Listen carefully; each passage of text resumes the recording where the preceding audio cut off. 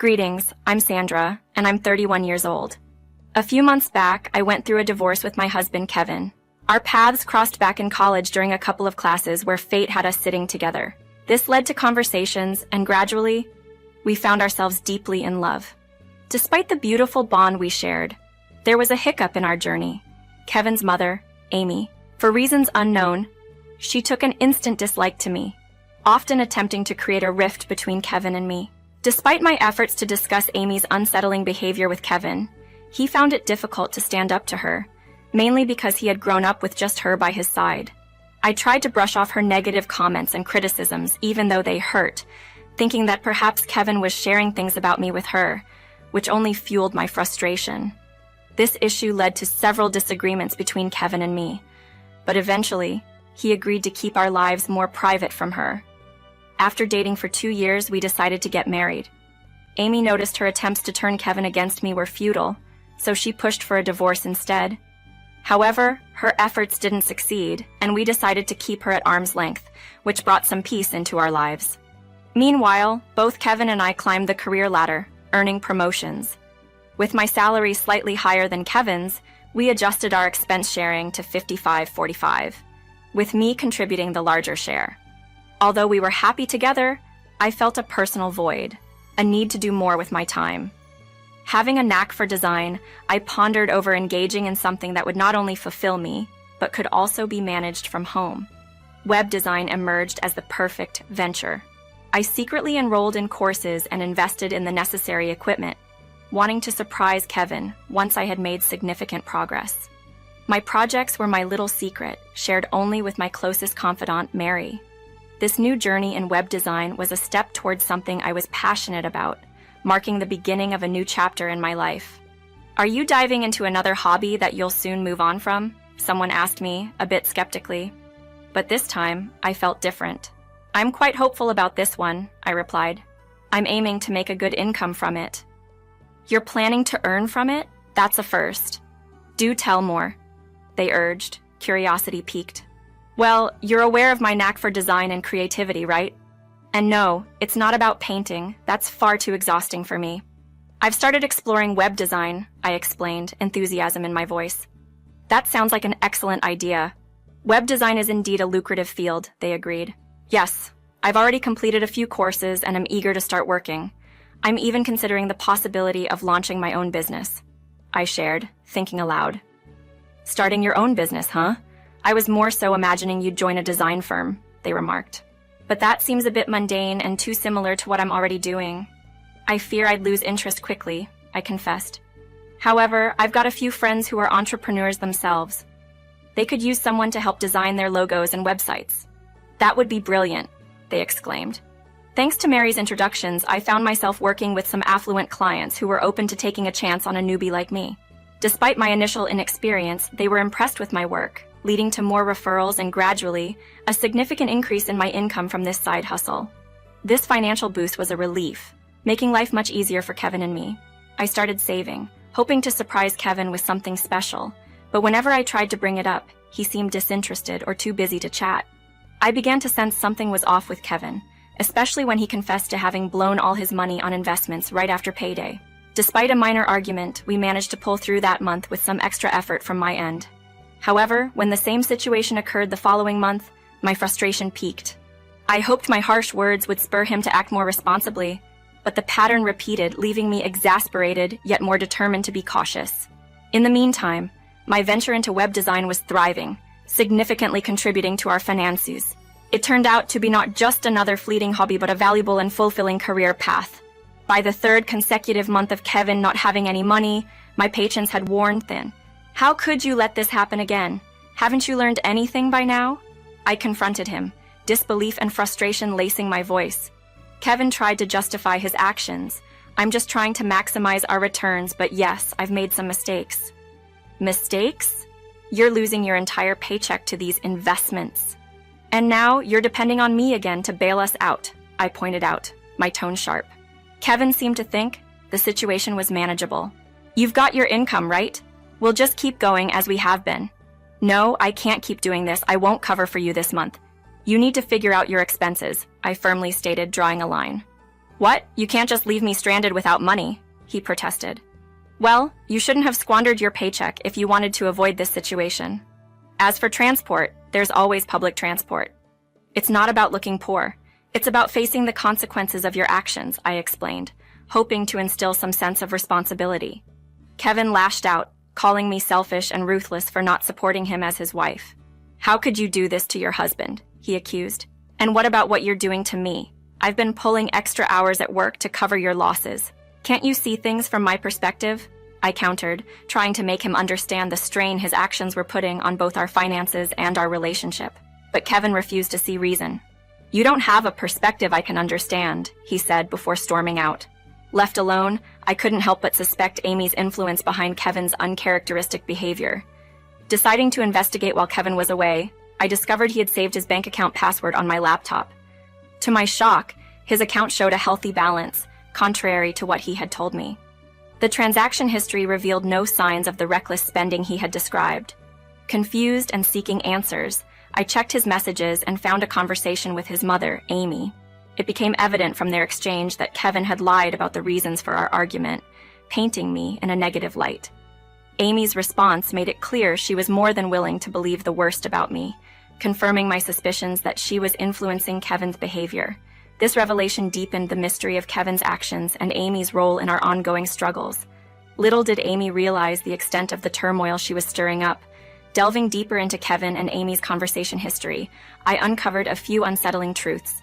First, Amy had been bombarding Kevin with messages, constantly highlighting what she perceived as my flaws, such as being greedy for money and staying with Kevin solely for his financial resources. This accusation couldn't be further from the truth, considering I had been the main financial pillar in our household.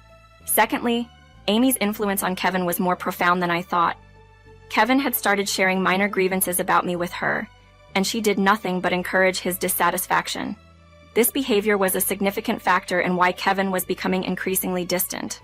The final blow came when I discovered their scheme to financially isolate me.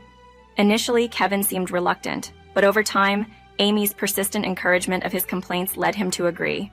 He even went as far as to inform Amy about my extra work hours and our major argument, using these incidents as justification for their plan. Feeling deeply betrayed, I found myself at a loss. I needed support and perspective, so I turned to Mary, my go-to confidant for any crisis, showing up at her doorstep close to midnight. Her concern was evident as she welcomed me in, offering a glass of wine to ease the tension. Mary listened intently as I poured out my discoveries. It's about Amy and Kevin. I started, my voice a mix of disbelief and pain. Oh no, what have they done now? Mary's expression turned serious. I explained how Kevin had pretended to squander his money on bad investments for months. But it turns out he had his money all along. He's been withholding financial support on purpose. Why would he do that? You've been the one managing most of our expenses, Mary questioned, puzzled by the logic. That's the baffling part. And yes, Amy's been fueling this whole scheme, I confirmed, feeling a mix of anger and heartache. Mary's support was invaluable as I navigated through this storm of emotions and deceit. Her insight helped me see the situation from a different angle, providing a glimmer of hope in tackling this complex web of lies and manipulation. Amy had no clue about the true extent of my earnings, and it seemed Kevin hadn't grasped the full scope of my financial contributions either. It baffled me how he could overlook the fact that it was my efforts to keep our finances afloat, not just my day job. Confused and hurt, I confessed to Mary, I'm at a loss about how to handle this situation. Her response was sharp and straightforward. Why not just cut off his financial support entirely? When he's left with nothing, you can consider divorcing him. But isn't that a bit harsh? I wondered aloud. Mary's suggestion seemed too severe for me. Sandra, he didn't think twice about putting you in this position. Why should you spare him any consideration? Mary had a point, but her words also made me pause. You're exhausted. Maybe sleep on it, and we'll talk more tomorrow. Mary was right. The day's events had left me completely drained. Gratefully, the following day was a weekend. We spent it lounging, watching our favorite movies, indulging in delicious food, and simply cherishing each other's presence. Taking this break was necessary, though it was a struggle not to dwell on the recent revelations. However, the brief respite was interrupted that night by a call from Amy. My heart raced as I debated answering it, but Mary encouraged me to face whatever was coming. Hello? I answered hesitantly. The call was confrontational from the start. Amy accused me of being after her son's money and cutting him off financially.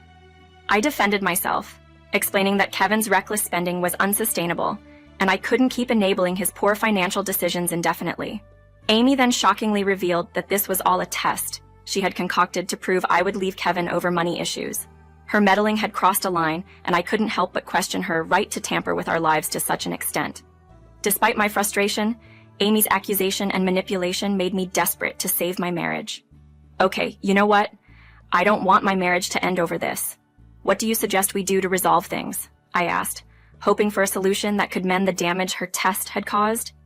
In the wake of Amy's ultimatum for Kevin and me to split our finances evenly, 50-50, my emotions were a whirlwind of disbelief and fury. How could she label me a gold digger? And worse, how could Kevin stand by such accusations? Throughout our marriage, I had been nothing but supportive, covering for us even in the face of Kevin's financial misjudgments and deceit. Discussing Amy's proposition with Mary, I couldn't help but see the silver lining she pointed out. Splitting expenses equally, including our mortgage and other significant payments, would undeniably put a strain on Kevin, given he was unaware of my web design side hustle.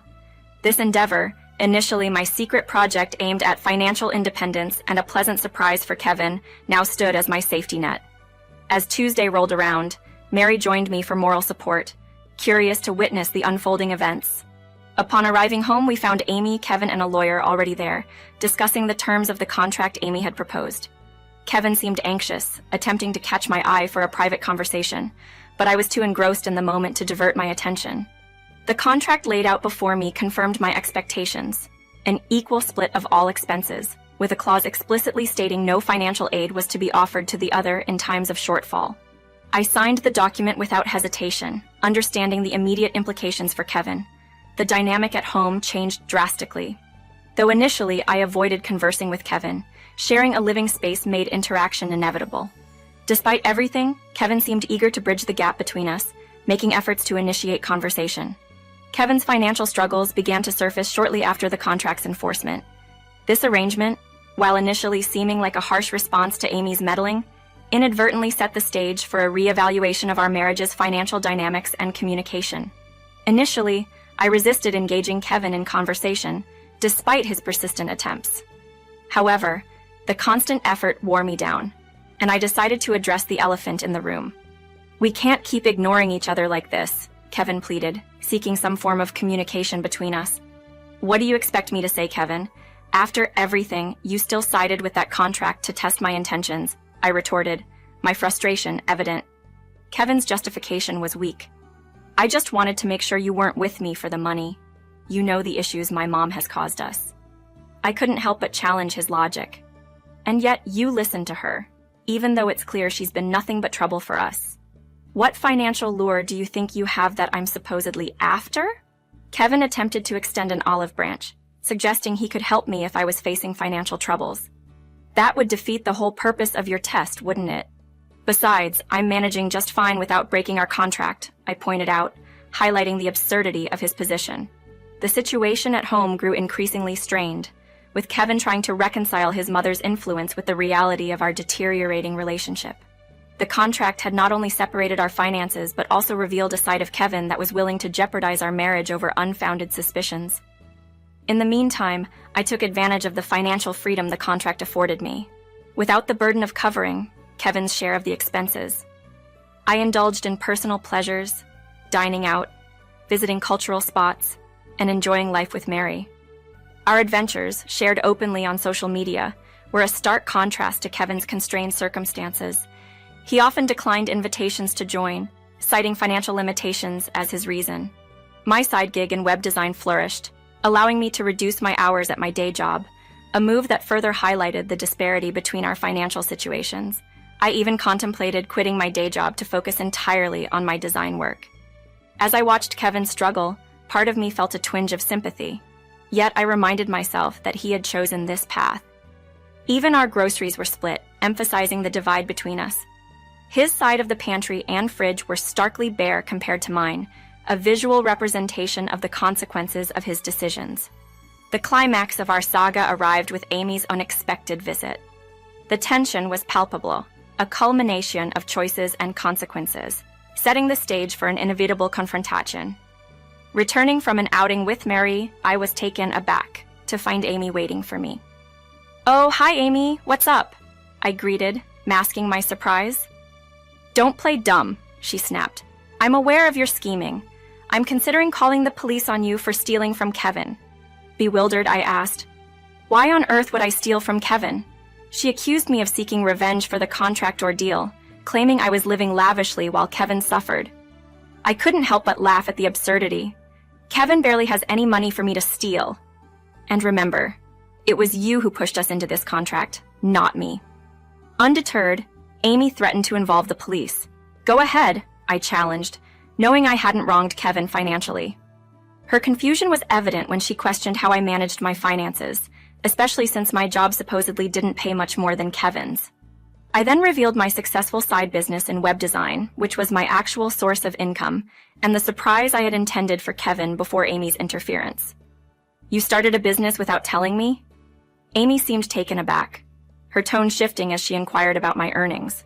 "It's been quite profitable," I said, intentionally vague but confident. Accusing me of lying, Amy couldn't grasp the situation's reality. I retorted that her actions had sabotaged any positive outcome her son could have benefited from. In a decisive move, I presented Kevin with divorce papers, which I had prepared shortly after signing their contract, waiting for the right moment. Kevin's reaction was one of utter shock, whereas Amy, who would typically revel in such a development, appeared furious, now understanding the true cost of her actions. I informed them of my plans to move out in 2 weeks, maintaining my commitment to splitting the remaining loan payments, but nothing beyond that. Despite Kevin's pleas, my mind was made up. This was the consequence of his choices. Months have passed since that tumultuous period. Amy tried to contest the divorce, but given the clear separation of assets outlined in the contract, Kevin found himself at a disadvantage, especially financially, leading to the sale of our house and his return to living with his mother. In contrast, my life has flourished. My web design business has thrived, collaborating with renowned brands and marking a period of personal and professional growth. It's been a liberating journey, one that has thankfully distanced me from a toxic situation. As for Kevin, I hope he learns from this ordeal, but ultimately, that's no longer my concern.